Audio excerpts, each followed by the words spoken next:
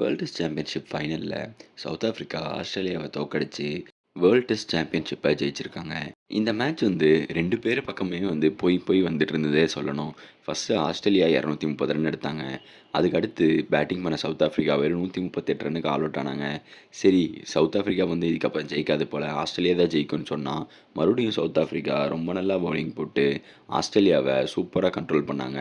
2வது இன்னிங்ஸில் ஆஸ்திரேலியா வந்து வெறும் 200 ரன் தான் அடித்தாங்க. அதுலேயும் முக்கியமாக கடைசி விக்கெட்டுக்கு வந்து மிச்சல் ஸ்டார்க்கும் ஜாஸ் ஹேசல்வுட்டும் 50 ரன் பார்ட்னர்ஷிப் எடுத்தாங்க. இல்லைன்னா Australia 150 ரன்னுக்கே all out ஆயிருப்பாங்க.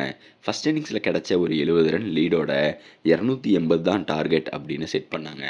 South Africa வந்து ஃபஸ்ட் இன்னிங்ஸ்லேயே ஆஸ்திரேலியா பவுலிங்கை தாக்கு பிடிக்காம 130 ரன்னுக்கு ஆல் அவுட் ஆயிருந்தாங்க. அதே மாதிரி தான் இந்த இன்னிங்ஸும் நடக்கும். ஆஸ்திரேலியா ஜெயிச்சிருவாங்க அப்படின்னு எல்லாரும் எதிர்பார்த்தப்ப மொதல் 2 விக்கெட் வந்து மலமலன்னு விழுந்தது. ஆனால் அதுக்கு அடுத்து எய்டன் மக்ரமும் டெம்பா பவுமாவும் ஒரு பார்ட்னர்ஷிப் போட்டாங்க. அதிலிருந்து ஆஸ்திரேலியாவால் வெளியவே வர முடியல. சவுத் ஆஃப்ரிக்காவுக்கு இந்த 2 பிளேயர்ஸ் வந்து ஒரு இம்பார்ட்டண்ட் எக்ஸ்பீரியன்ஸ்டு பிளேயர்ஸ். இவங்க 2 பேருமே வந்து நிதானமாக ரொம்ப அவசரப்படாமல் ஆடினாங்க. ஏன்னா மேட்ச் வந்து இன்னும் 3 நாள் முழுசாக இருந்தது. சவுத் ஆஃப்ரிக்காவால் பொறுமையாக ஆடியிருந்தாலே சேஸ் பண்ணியிருக்க முடியும் அப்படிங்கிறதுனால பொறுமையாக ஆடினாங்க. ஒவ்வொரு ரன்னையும் பொறுமையாக எடுத்தாங்க. பிச்சுமே வந்து நாள் ஆக ஆக பேட்டிங்க்கு நல்லா கம்ஃபர்டபுளாக இருந்ததுனால ஆஸ்திரேலியன் பவுலர்ஸால் பெருசாக ஒன்றும் பண்ண முடியல. அதனால் சவுத் ஆஃப்ரிக்கா கம்ஃபர்டபுளாக சேஸ் பண்ணிட்டு இருந்தாங்க. எய்டன் மக்ரம் வந்து ஒரு செஞ்சுரி அடித்து அவங்க டீமை வழிநடத்திட்டு போனார். டெம்பா பவுமா 66 ரன்னுக்கு அவுட் ஆனாலும் எய்டன் மக்ரம் கடைசி வரைக்கும் இருந்தார்.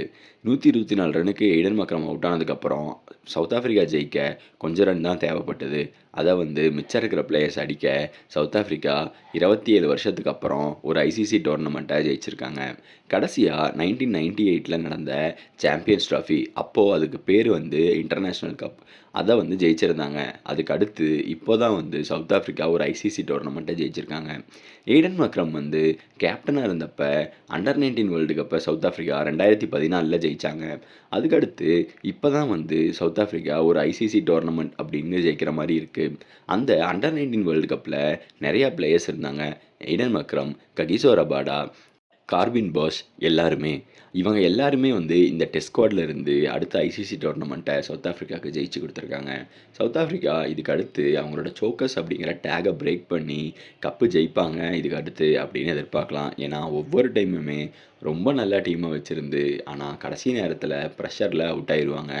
இந்த டைம் வந்து அது நடக்காமல் கம்ஃபர்டபுளாக போய் இந்த மேட்ச் ஜெயிச்சிருக்காங்க. கடைசியில் கூட ஜெயிக்கல. இந்த மேட்ச் அவங்க ஜெயித்த விதம் வந்து ரொம்ப கம்ஃபர்ட்டாக இருந்தது.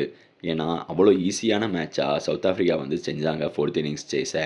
டெம்பா பவுமா ரொம்ப நல்லா லீட் பண்ணியிருந்தார். சவுத் ஆஃப்ரிக்காவுக்கு ஒரு நல்ல கேப்டனாக முதல் ஐசிசி டோர்னமெண்ட்டை டெஸ்ட்டில் ஜெயிச்சு கொடுத்த கேப்டனாக இதுக்கப்புறம் அவர் பேர் வந்து நிலச்சி நிற்கும் அப்படிங்கிறது சந்தேகமே இல்லை.